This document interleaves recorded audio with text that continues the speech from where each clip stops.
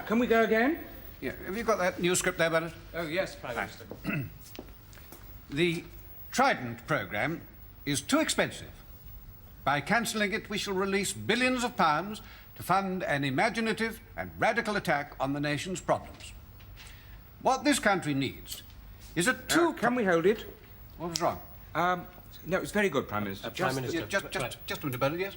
Do you mind not leaning forward like that? It makes you look as though you're selling insurance. Trying to urge the customer to sign. And also it makes you look up at the lens like a sort of suppliant. You should really be looking down from on high. Yes, I see. What this country needs. What this country needs. What this country needs. Mr. Malcolm and I have drafted a slightly different version to this speech. Let's see. We shall, of course, be reviewing a wide range of options over the whole field of government expenditure. Bernard, this doesn't say anything. Oh, thank you, Prime Minister. Particularly lacking an impact. Oh, you're too kind, Prime Minister. No, Bernard. I don't like it. All right, you could say urgently reviewing. No. Well, I do think it should be toned down a bit. How? Any thoughts, Malcolm?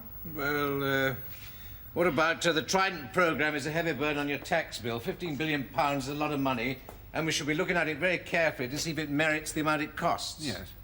Yes, all right. It's okay to mention figures, isn't it, Godfrey? Yes, I mean, practically no one takes them in, and those who do don't believe them. But it makes people think you've got the facts at your fingertips. And don't forget, people don't know you're reading them off the teleprompter. Apart from that, it was fine, wasn't it? Yes, you were going a bit slowly. Well, the teleprompter thing was going a bit slowly. No. It follows your speed. Try going slow and then fast, OK? Oh, and cue. The Trident programme is a heavy burden on your tax bill. £15 billion is a lot of money, and yes, I see what you mean. Yes. Prime Minister, would you mind not saying your tax bill? Oh, why not? Well, it makes you sound as though you're not one of the people. You know, it's like the ruler talking to the ruled, them and us. See, well, what should I say? Our tax bill? I mean, you pay taxes too. Yes. Change that, would you, Bernard? Yes, Prime Minister, I still think it's very direct. Oh, good, thank you, Bernard. No, I mean, lots of people's jobs in this country depend on Trident. Until there's been a consultation. Yes, that's a thought. Malcolm? Well, we could say defence expenditure is one of those areas which this government will be looking at closely to see if we can achieve the same level of defence at a lower cost. That's too long. Can you make it 2 sentences? Oh, why? Well, Prime Minister, it's just that we find that if a sentence goes on over 3 lines, then by the time it gets to the end, most people have forgotten how it began, including the person speaking. 2 sentences, Malcolm. And you are beginning to lean forward again a bit. But that's what I do when I want to look sincere. Yeah, but the trouble is, it makes you look like someone who wants to look sincere. If you lean back, you look relaxed and in control. That's it. Don't lean back quite as far as that. Then it looks as though you've had a liquid lunch. You can always underline bits of the script where you want to look sincere, and then you just frown and say them a bit more slowly. Anything else? Well, your face is a bit wooden. Yeah, only when you're speaking. You see, in normal speech, you move your head and eyebrows and cheek muscles and so on. So don't let the teleprompter turn you into a zombie. OK? Thank you. Defence expenditure is one of the areas which this government will be examining closely. It may be that we can achieve the same. Prime Minister, that's just a little bit too. What, that silly grand design? Bernard, that was precisely what you had to avoid. How did this come about? I shall need a very good explanation. Well, he's very keen on it. What's that got to do with it? Things don't happen just because prime ministers are very keen on them. Neville Chamberlain was very keen on peace. Yes, he thinks it's a vote winner. Ah, that's more serious. Sit down. What makes him think that? Well, the party have had an opinion poll done. It seems all the voters are in favour of bringing back national service. Well, have another opinion poll done showing the voters are against bringing back national service. We can't be for it and Oh, against. of course they can, Bernard. Have you ever been surveyed? Yes, well, not me, actually, my house. Oh, I see what you mean. Well, Bernard, you know what happens. Nice young lady comes up to you. Obviously, you want to create a good impression. You don't want to look a fool, do you? No. No, so she starts asking you some questions. Mr. Woolley, Are you worried about the number of young people without jobs? Yes. Are you worried about the rise in crime among teenagers? Yes. Do you think there's a lack of discipline in our comprehensive schools? Yes. Do you think young people welcome some authority and leadership in their lives? Yes. Do you think they respond to a challenge? Yes. Would you be in favor of reintroducing national service? Yes. Oh, well, I suppose I might. Yes or no? Yes. Of course you would, Bernard. After all you've told you can't say no to that. So, they don't mention the first 5 questions and they publish the last one. Is that really what they do? Well, not the reputable ones, no, but there aren't many of those. So, alternatively, the young lady can get the opposite result. How? Mr. Woolley, are you worried about the danger of war? Yes. Are you worried about the growth of armaments? Yes. Do you think there's a danger in giving young people guns and teaching them how to kill? Yes. Do you think it's wrong to force people to take up arms against their will? Yes. Would you oppose the reintroduction of national service? Yes. There you are, you see, Bernard. The perfect balanced sample. So, we just commissioned our own survey for the Ministry of Defence. See to it, Bernard. Yes, but what about the broadcast? When's he expecting to do it? I don't know, sometime next month, I suppose. Well, perhaps you'll tell him it'll be in 11 days' time. 11 days? That's a bit soon. Suppose he refuses. Well, then you can tell him that we've just learned from the Joint Broadcasting Committee that the opposition will be holding a party political in 18 days' time, and he's entitled to get his ministerial in first. Of course, if he wishes the first political broadcast of his premiership to be given by the opposition, that's fine. Is that true? It will be. If you don't mention it till tomorrow. But he could still announce his new policy. No, I don't think so, Bernard. He'll have only one meeting with his cabinet colleagues in the Overseas Policy and Defence Committee to clear it. I understand all his cabinet colleagues are in favour of it. Yes, but only personally, Bernard, only politically. But are they in favour officially, as responsible departmental ministers? Oh, I see. I suppose that will depend on the advice they get, will it? Peter, thank you very much indeed. Thank you for your cigarette paper. Your paper on it. Is this serious, Prime Minister? What do you mean by that? Well, it's always been the practice in the past to discourage anti-smoking speeches by ministers and not to print or distribute their speeches if they make them. Well, I want Peter's speeches printed and distributed. I want everybody to know. Yes, Prime Minister. Do you think you will win this one? The tobacco lobby is incredibly powerful. Well, some you win, some you lose, Bernard. This one I shall definitely lose. And why? If you were the Treasury, which would you rather do without? £1.5 billion in tax cuts or £4 billion in lost tobacco tax revenue? Well, the tax cuts, it's smaller. Exactly. That's what I want, and that's what I shall get. Oh, it's Sir Humphrey. Can he have a word? Yes, of course. Yes, come in, please. Prime Minister? Humphrey. I was just wondering, did you have an interesting chat with Dr. Thorne? Yes, he proposed the elimination of smoking. By a campaign of mass hypnosis, perhaps? By raising tobacco taxes sky high and simultaneously banning all advertising, including at point of sale. Don't you think his position is admirably moral? Moral, perhaps, but extremely silly. No man in his right mind could possibly contemplate such a proposal. I'm contemplating it. Yes, of course, Prime Minister. Please, don't misunderstand me. It is quite right, of course, that you should contemplate all proposals that come from your government, but no sane man would ever support it. I'm supporting it. And quite right, too. See, the only little problem is that the tax on tobacco is a major source of revenue for the government. It's also a major source of death from killer diseases. Yes, indeed, but no definite causative link has ever been proved, has it? The statistics are Statistics, unarguable. you can prove anything with statistics. Even the truth. No. It says here, smoking-related diseases cost the NHS £165 million a year. Yes, but we've been into that. It has been shown that if those extra 100,000 people had lived to a ripe old age, they would have cost us even more in pensions and social security than they did in medical treatment. So, financially speaking, it's unquestionably better that they continue to die at about the present rate. When cholera killed 30,000 people in 1833, we got the Public Health Act. When smog killed 2,500 people in 1952, we got the Clean Air Act. A commercial drug kills half a dozen people and we get it withdrawn from sale. Cigarettes kill 100,000 people a year. And what do we get? £4 billion a year. 25,000 jobs in the tobacco industry, a flourishing cigarette export business helping our balance of trade, 250,000 jobs related to tobacco, newsagents, packaging, transport. These figures are just guesses. No, they're they're facts. I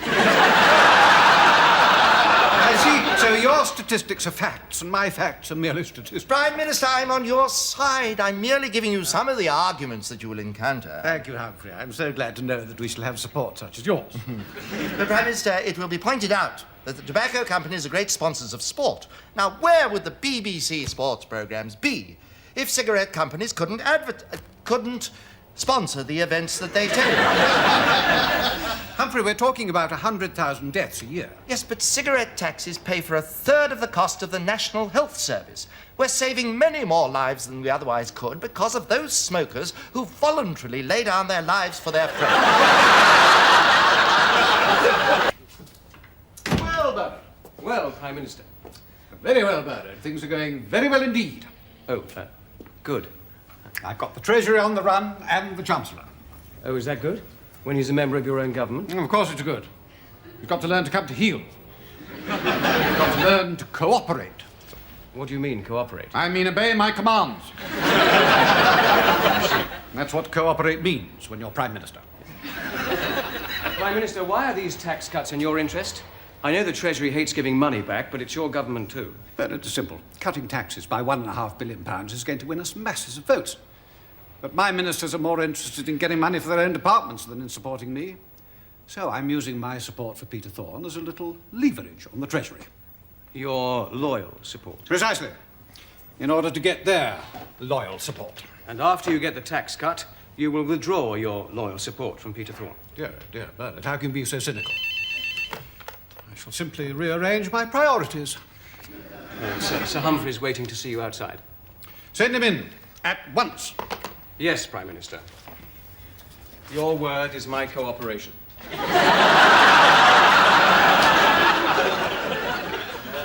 Humphrey, Prime Minister. everything all right? Everything, I'm afraid, Prime Minister, is very far from all right. Yeah, what's the trouble? Your anti-smoking legislation. What about it? Well, notwithstanding the fact that your proposal could conceivably encompass certain concomitant benefits of a marginal peripheral relevance, there is a countervailing consideration of infinitely superior magnitude involving your personal complicity and corroborative malfeasance, with the consequence that the taint and stigma of your former associations and diversions could irredeemably and irretrievably invalidate your position and culminate in public revelations and recriminations of a profoundly embarrassing and ultimately indefensible character. Perhaps I could have a précis of that. There's nicotine on your hands. What do you mean? All the hospitality that we've enjoyed at BTG's expense. Champagne receptions, buffet lunches, the best seats at sporting and cultural events. What's the problem?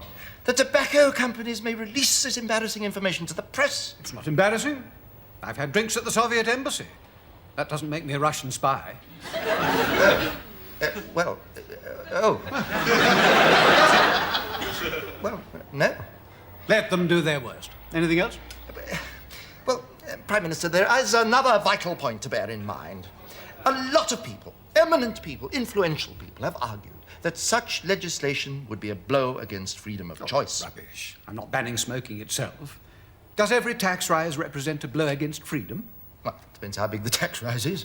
That's fascinating. Does 20 pence represent a blow against freedom? Prime Minister. 25 pence? 30 pence? 31. Is something a blow against freedom simply because it can seriously damage your wealth? Prime Minister, I must warn you of the difficulties. I foresee all sorts of unforeseen problems. Such as? If I could foresee them, they wouldn't be unforeseen. Bernard! Why did you allow Sir Humphrey to come in here when I explicitly told him not to? Well, I couldn't stop him. Why not? He's bigger than me. Well, it must be confined to the Cabinet Office. How? Lock the communicating door. He has a key. Take his key away from him. Take his key away from him? Take his key away from him. You take his key away from him. Sorry, Prime Minister, but I don't think it's within my power. I'm giving you the power, Bernard. I am authorizing you. But I don't know whether I mean, crikey. He'll go completely potty. Up to you, Bernard. Yes, but... Freedom, Bernard. yes, but... I am authorizing you, Bernard. Yes, You alone, Bernard, will have access to the Prime Minister. but... But me no buts, Bernard. Shakespeare. No, Prime Minister, but me no buts is circa 1820. Mrs. St. Lever used the phrase in 1708, but actually it was Scott's employment of it in the Antiquary in 1816 which made it fashionable. Shall we keep to the point, please, Bernard? Yes, Prime Minister. There's only one problem. If I'm to take his key away from him, what reason can I possibly give? Sake, Bernard, find a reason. Yes, Prime Minister. Thank you, Prime Minister. Thank me no thankings, Bernard. Hacker.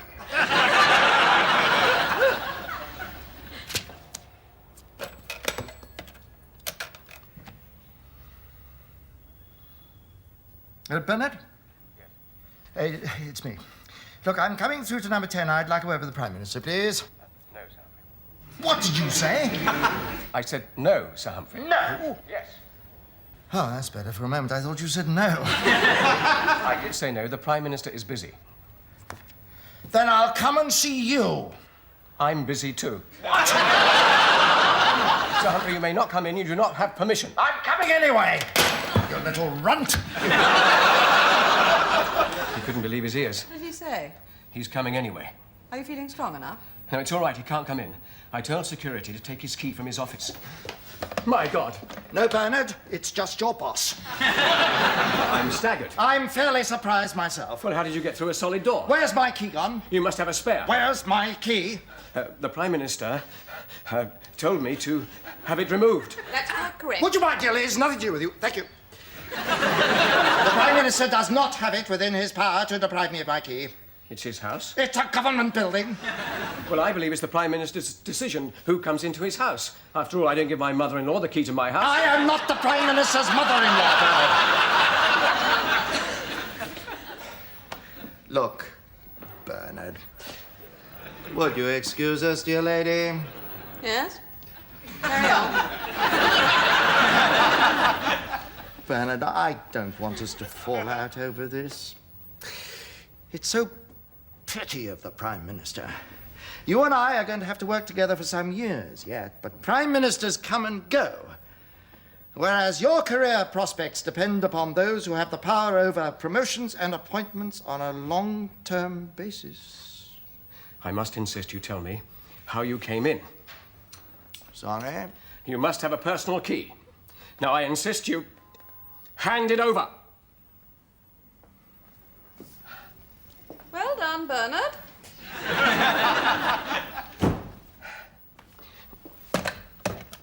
Hello, is that security? Change the locks on the door connecting the Cabinet Office to this house, and then bring me all the keys. Yes, all the keys. At once!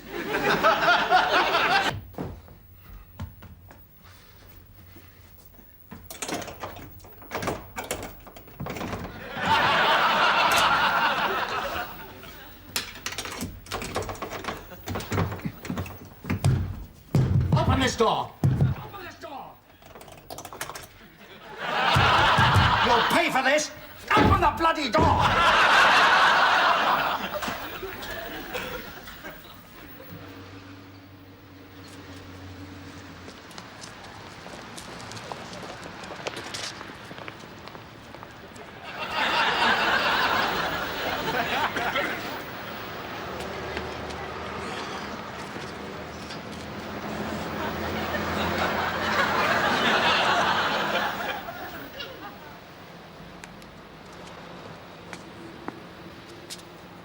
I'm sorry, sir. Do you have an appointment? I'm Sir Humphrey Appleby. I know that's Sir Humphrey. Do you have an appointment?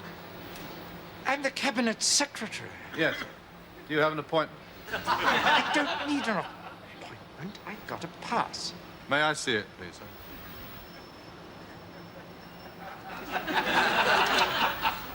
Insist. All right, now. No, sir, that's a Cabinet Office pass, not a number 10 pass. You know me, damn it. There's a new top security instruction, I'm afraid, sir. No one, no matter how familiar, may enter without a number 10 pass. Unless they're on the daily list. Or unless Mr. Bernard Woolley gives permission. Would you like me to phone Mr. Woolley, sir? Yes. No. Yes. Was that a yes, sir? Yes. I have Sir Humphrey Appleby here, wishing to enter by the front door. Would you ask Mr. Woolley if he may be admitted?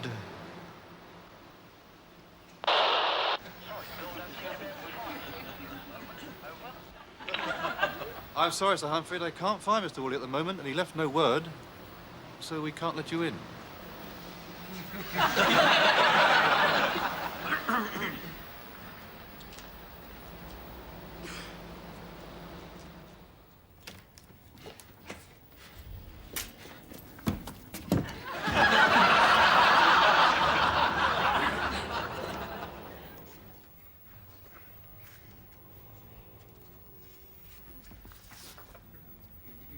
Oh, look, it's Humphrey.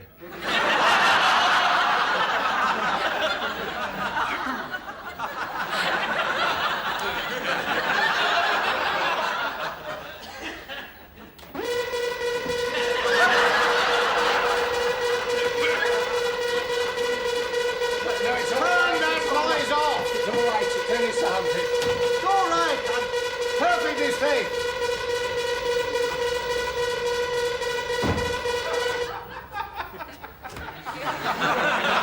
Sir Humphrey, to what do we owe this pleasure? Prime Minister, I must protest in the strongest possible terms my profound opposition to a newly instituted practice which imposes severe and intolerable restrictions upon the ingress and egress of senior members of the hierarchy, and which will, in all probability, should the current deplorable innovation be perpetuated, precipitate a constriction of the channels of communication and culminate in a condition of organizational atrophy and administrative paralysis, which will render effectively impossible the coherent and coordinated discharge of the function of government within Her Majesty's United Kingdom of Great Britain and Northern Ireland. You mean you've lost your key? Good cabinet meeting, darling. I want a triple scotch. Oh, as bad as that. Why? Apparently the financial crisis is much worse than we thought. All the cabinet have got to make cuts in their spending plans. Oh, Bernard, would you like a scotch? Oh, yes, sir. Could I have a large one, please? Oh, another triple. Bernard, Humphrey should have seen this coming and warned me. I don't think Sir Humphrey understands economics, Prime Minister. He did read classics, you know. Well, that's Sir Frank. He's head of the Treasury. Well, I'm afraid he's at an even greater disadvantage in understanding economics. He's an economist. If there's an economic crisis, can't the cabinet see they've got to be cuts? Well, they can see there've got to be cuts in other departments, not in their own. So this morning you ordered a clamp down. I can't order anything, darling. I'm only the Prime Minister. You're in charge. No, I'm not. A leader can only lead by consent. Consensus. That's democracy. So who is in charge if you're not? Well, nobody, really. Oh, is that There must be. That's what democracy is all about. And as if that weren't enough, I've got a deputation of MPs coming to see me this afternoon about a pay rise I promised them. What will you say? I shall say I deeply sympathise, which I don't. They fully deserve their money, which isn't true. And that I shall make it my first priority as soon as the crisis is over, which I shan't. But if they go and vote themselves a whacking great pay rise and then tell everybody else there's no money for their pay rises, it doesn't do very much for the dignity of Parliament, which it doesn't. But aren't they underpaid, in fact? Underpaid? Backbench MPs, darling. Being an MP is a vast subsidised ego trip. It's a job for which you need no qualifications, there are no compulsory hours of work, no performance standards. You get a warm room and subsidised meals for a bunch of self-opinionated windbags and busybodies. You suddenly find people taking them seriously because they've got the letters MP after their names. How can they be underpaid when there are about 200 applicants for every vacancy? You could fill every seat 20 times over, even if they had to pay to do the job. You were a backbench MP only 5 years ago. I was the exception. I was the cream. I rose to the top. Do you think what you say will shut them up? Who knows? But the public will never stand for MPs giving themselves a pay rise when we're having to cut back on nurses and teachers. Nurses and teachers? Oh, that's a much more serious problem. No, darling, much less serious. Nurses and teachers can't vote against me till the next election. Backbenchers can vote against me at 10 o'clock tonight. Humphrey, I've just had a very stormy meeting with my backbenchers. Oh, I'm so sorry. I mean, if I'd had some warning, I could have softened them up a bit in advance. But the paper only arrived the night before Cabinet. Oh, indeed, Prime Minister, most regrettable. Well, it's up to you, Humphrey. You're Cabinet Secretary. You must insist that we get papers circulated earlier. Alas, there are grave problems about circulating papers before they're written. Why the sudden crisis? The Treasury must have seen it coming. Prime Minister, I am not the permanent secretary to the Treasury. You must ask Sir Frank. What would Sir Frank say? It is not for a humble mortal such as I to speculate on the complex and elevated deliberations of the mighty. But in general, I think Sir Frank believes that if the Treasury knows that something has to be done, the Cabinet shouldn't have too much time to think about it. But that's an outrageous view. Yes, indeed. It's known as Treasury policy. Suppose the Cabinet has questions. Well, I think Sir Frank's view is that on the rare occasions when the Treasury understands the questions, the Cabinet doesn't understand the answers. Prime Minister, I'm doing a paper on this civil service pay claim, but if it's really urgent, I can give you an immediate response. Yes, please. What's your answer? I haven't got an answer, more a series of questions. What, for me? For Sir Humphrey. The claim is clearly self-serving and inappropriate, and is significant for the questions it leaves unanswered. Right, fire away. All right, but I think you should treat this as highly confidential, or you'll never catch Humphrey out. First of all, you should ask what deduction... Yes?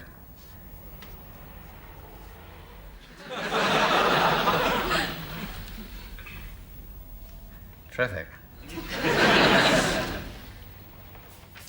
George, that's for you, I think. All right for me to go in, Bernard? Yes, Sir Humphrey, can I just mention one thing? Yes? Bernard? There has been movement. On what subject? On a subject on which the civil service hoped there would be no movement. The civil service generally hopes there will be no movement on any subject. Yes, Sir Humphrey, but what I mean is, it's in relation to a subject which is normally wholly and exclusively within the control of the civil service, that developments have developed. You're speaking in riddles, Bernard. Oh, thank you, sir. That was not a compliment, Bernard.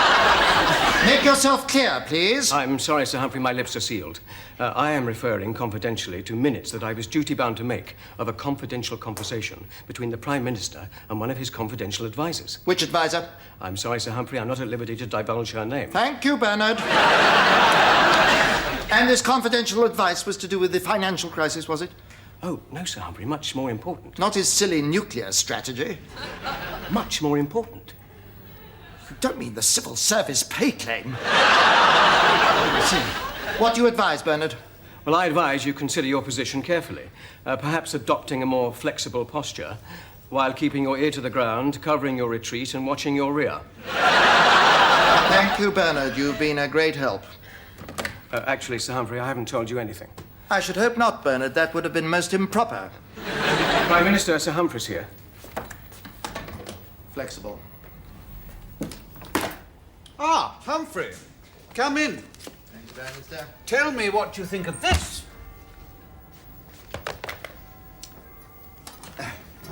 Oh, what do you make of it? Well, it is rather a large document for an instant judgment. You only have to read the one-page summary at the top. Oh, well, good. Well?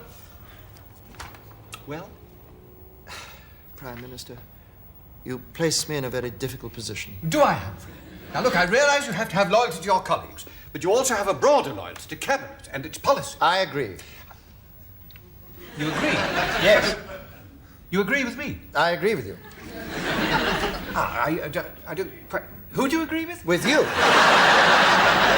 Not with Sir Frank. No? You're not arguing with me. No?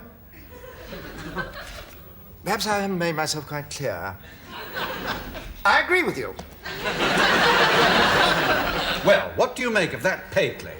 Well, it's not excessive in itself, but at a time of national stringency, it is neither wise nor in the national interest.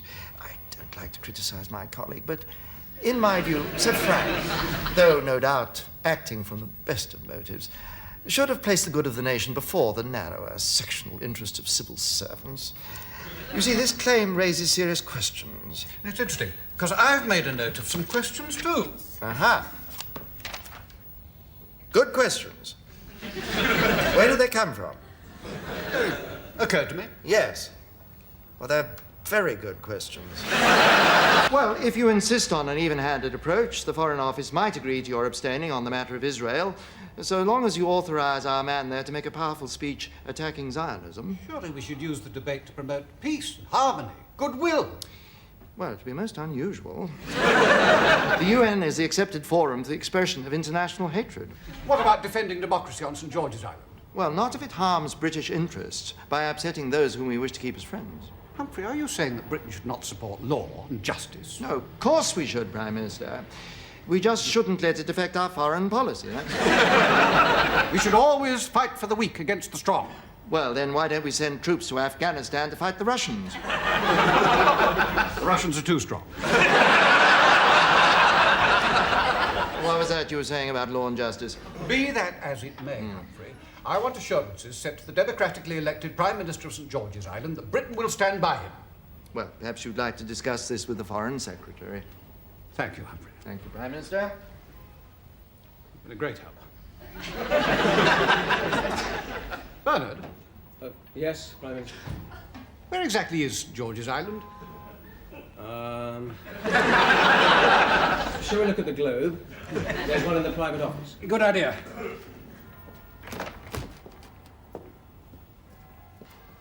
Good afternoon, Luke. Good afternoon, Prime Minister. Now, where is it? Well, it's here, in the Arabian Sea. Right near the Persian Gulf? Yes, the lifeline of the West. And look, there's Afghanistan, which is now under Soviet control. That's only 400 miles north of the Arabian Sea. If the Soviets ever took Pakistan... Which they wouldn't. Well, if they did, they would control the Persian Gulf, the Arabian Sea, and the Indian Ocean. And the Soviets have always wanted what they call a warm water port. But there's no risk they wouldn't invade Pakistan. Anyway, the Americans have a fleet permanently stationed here. The Indian Ocean. Prime Minister, may I have a word with you about home affairs? Home affairs? Yes. Couldn't it wait? We're discussing foreign affairs. No, Prime Minister, it's rather urgent. Bernard? Yes, Prime Minister, please. Oh, very well. Excuse me, What's the matter, Bert? Well, I don't want to be disloyal or anything. I didn't think it was an awfully good idea to continue that conversation in front of Luke. Luke, what? Security. Well, he's your colleague. He's one of my private secretaries. What on earth is MI6 up to allowing such a Prime thing? Minister, he's not that sort of security risk. It's just that he works for the Foreign Office. He works for me. Yes, but he's not only your man from the Foreign Office, he's also their man in number 10. He's a plant. Oh, Do you understand? yes. No. Bernard, are you telling me the Foreign Office is keeping something from me? Yes. Well, what? I don't know. They're keeping it from me, too. How do you know? I don't know. You just said that the Foreign Office was keeping something from me. How do you know if you don't know? Well, I don't know specifically what, Prime Minister, but I do know the Foreign Office always keep everything from everybody. It's normal practice. Who does know? May I just clarify the question? You are asking who would know what it is that I don't know and you don't know, but the Foreign Office know that they know. That they are keeping from you so that you don't know, but they do know. And all we know, there is something we don't know and we want to know, but we don't know what because we don't know. Is that it? May I clarify the question? Who knows Foreign Office secrets apart from the Foreign Office? Oh, that's easy. Only the Kremlin. Don't let it upset you, Jim. We're used to it. It happens all the time. I told them to abstain. Well, it's well known that in the British Foreign Office, an instruction from the Prime Minister becomes a request from the Foreign Secretary, then a recommendation from the Minister of State, and finally just a suggestion to the Ambassador. If it ever gets that far. Thank you. L'chaim. Cheers. Well, Jim, what are you going to do about St. George's? You know about that? Obviously. Not a serious problem, is it? Isn't it? Well, your information must be better than mine. So mine comes from the Foreign Office. Israeli intelligence says that East Yemen are going to invade St. George's Island within the next few days. What? So that's the connection. Now, your Foreign Office have agreed with East Yemen that they'll make strong diplomatic representations but do nothing. In return, the Yemenis will let you keep your airport contract after they've taken over. There'll be uproar. But that's only the start. I happen to know from our ambassador in Washington that the Americans are going to support the present government at St. George's. In the UN? No, in battle on St. George's Island. They'll send in an airborne division backed up by the 7th Fleet. The Americans invading a Commonwealth country? The palace will hit the roof. And I shall look ridiculous. Why didn't the Americans tell me? They don't trust you. Why not? Because you trust the Foreign Office. Oh, I see. What can I do about it? Well, Jim, you have an airborne battalion on standby in Germany that is not now needed for the NATO exercise. How do you know? I know. Now, if you were to send it to St. George's Island, it would frighten off East Yemen. They'd never dare invade. Of course, it's not for the Israeli ambassador to advise the British Prime Minister. And he wouldn't take your advice anyway. Get me the Foreign Secretary, and then the Defence Secretary, please. I wonder if the Foreign Office didn't cover themselves. Maybe they did. They gave me several boxes tonight. I've been through them all except this one. I wonder if this could be it. Northern Indian Ocean Situation Report. It's 138 pages. It must be it. Hello? Yes, Ronnie. I want the President of St. George's Island to extend an invitation to Britain to send an airborne battalion on a goodwill visit. No, just a friendly gesture. Goodwill. Yes, at once, please. Thank you. You seem to think that 800 fully armed paratroopers was an awful lot to send on a goodwill visit. No, it's just an awful lot of goodwill. Oh, yes, Paul. You know you have an airborne battalion on standby in Germany. Yeah. Never mind how I know. Well, since it's not being used, I want them to fly straight off to St. George's Island. Sort of between Africa and India. A goodwill visit. You're just showing the flag. They have been invited. Yes, leave in 6 hours. Yes, an instant goodwill visit. Tell your press office to announce it at once. No. Leave me out of it. A routine visit.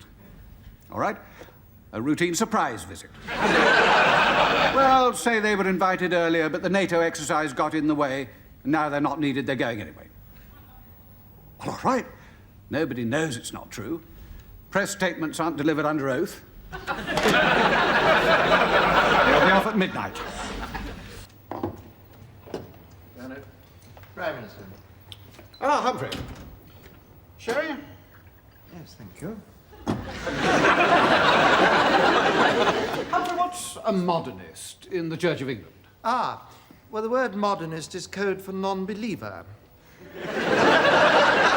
You mean an atheist? No, Prime Minister. An atheist clergyman couldn't continue to draw his stipend. So, when they stop believing in God, they call themselves modernists.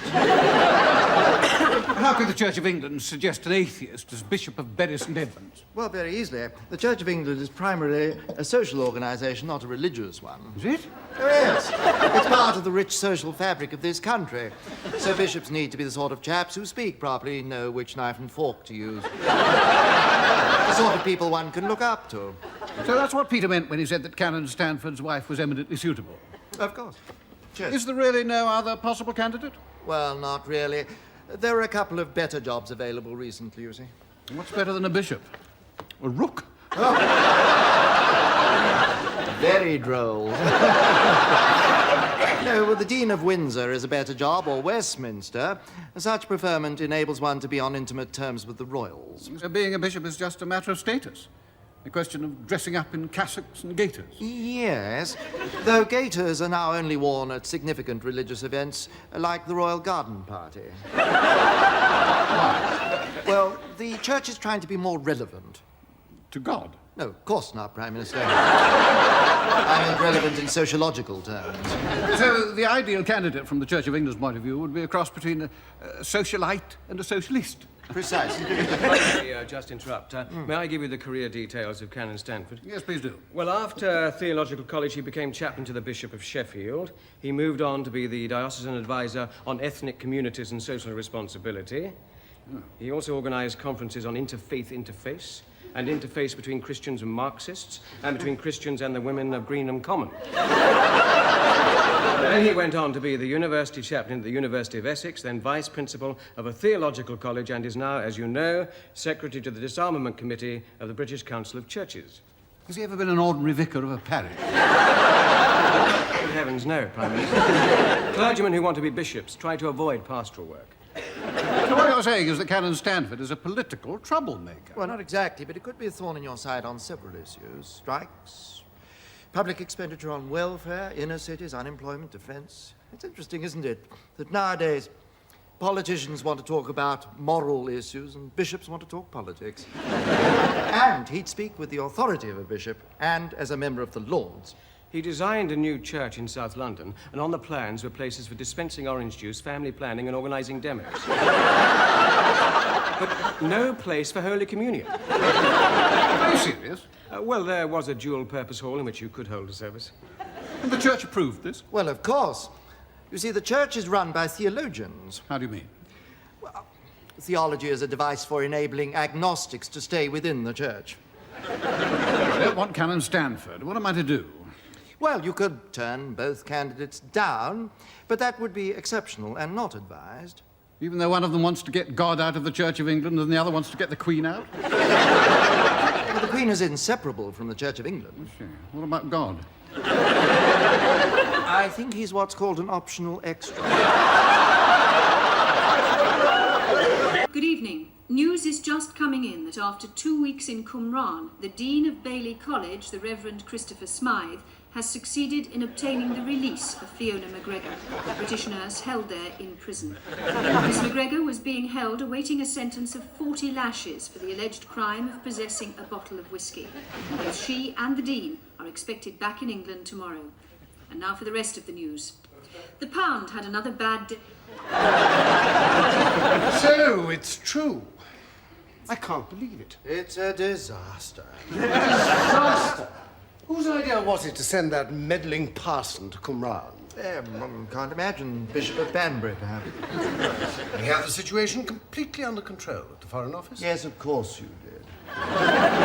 Made our protest, the nurse would have been quietly flogged and stuffed into some Qumrani jail.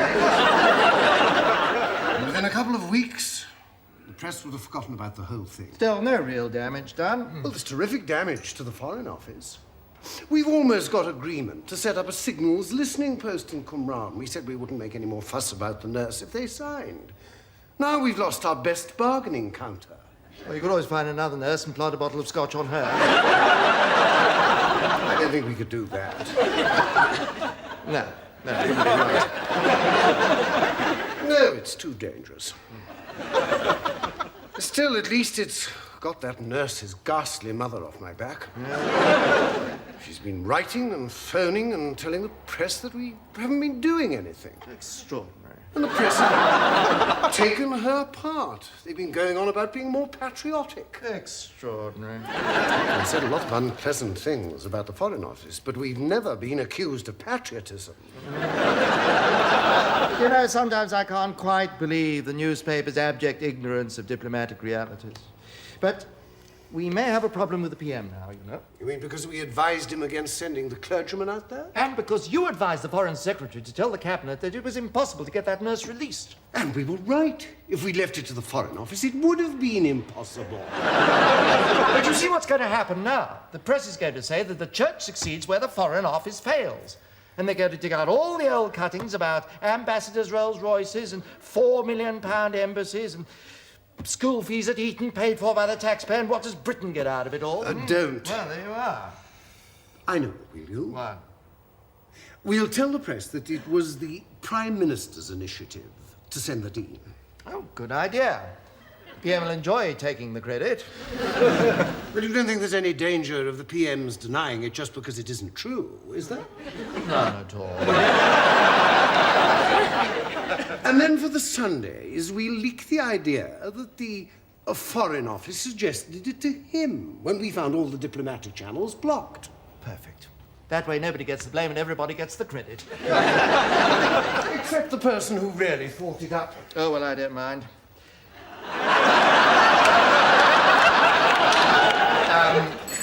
I mean, I don't mind that he doesn't get the credit, whoever he is. Excuse me. Prime Minister. Yes, Humphrey. There's something I want to talk to you about, something very secret. Would it be easier if I wasn't here?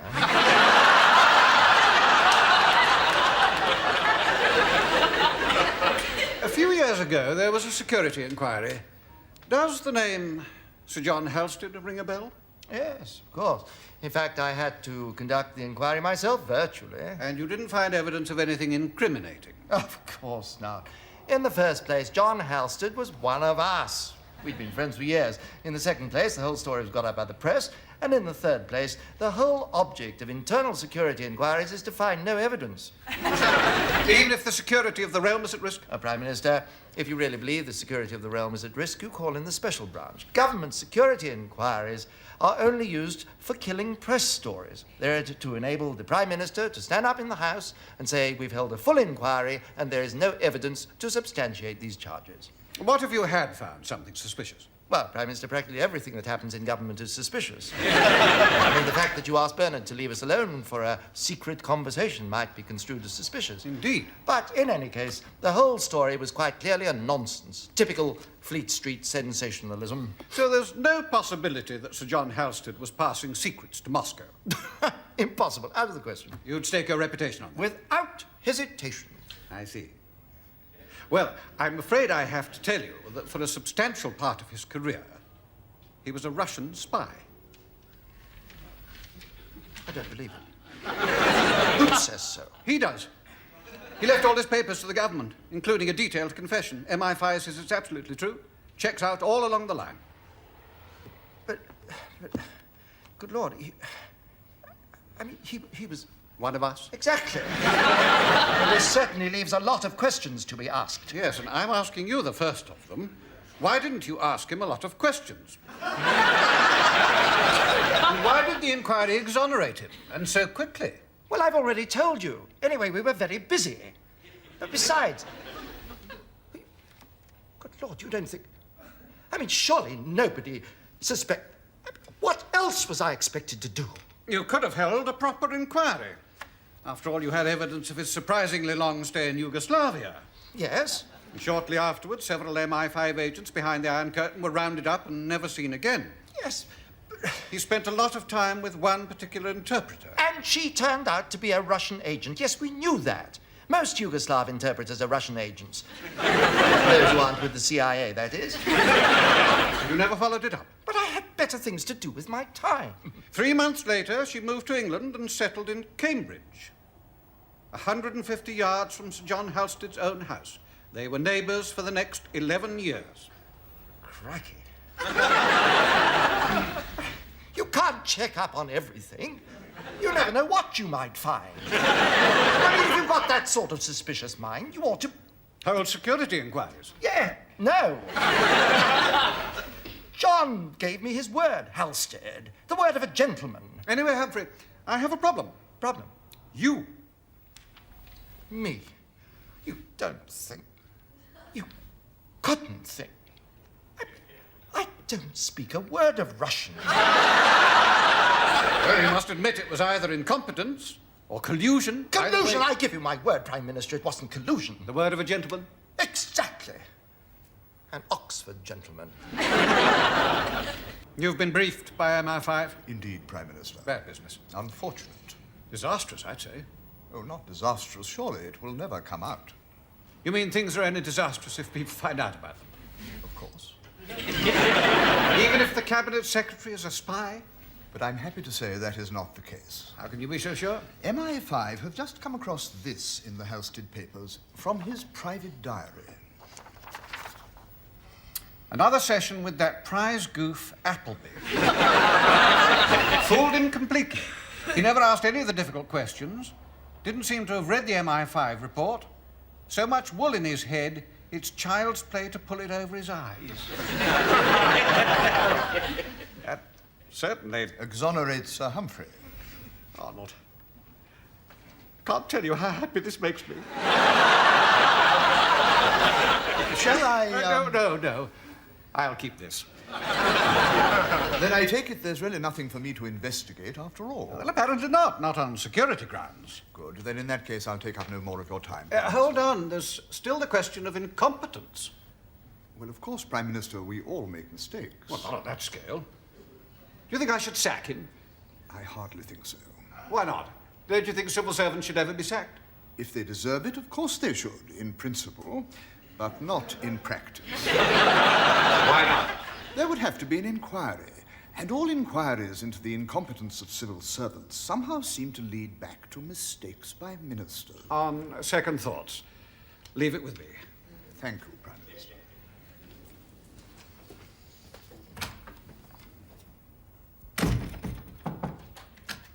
Sir Humphrey's outside. Show him in, Bernard. Show him in.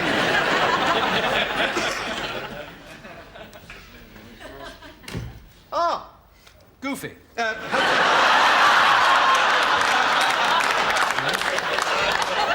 happy to tell you that you've been cleared of spying. How? Something Sir John Halstead wrote. Oh, that's very gratifying. Isn't it? I knew you'd be pleased. May one see the document? One certainly may. Better still, one can have it read to one. May the 28th. Another session with that prize goof, Appleby. Fooled him completely. Yes, I see. Well, thank you, Prime Minister. Goes on, Humphrey. Clears you even more.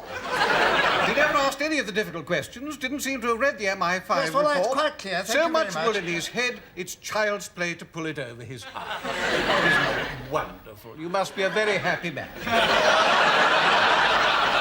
I always said Halstead was a hopeless judge of character. You mean we can't believe this? He was lying? Oh, no, absolutely true. True, that is in the sense of... You see, he wasn't bright enough to understand subtle questioning techniques, the non-confrontational approach. You lulled him into a true sense of security.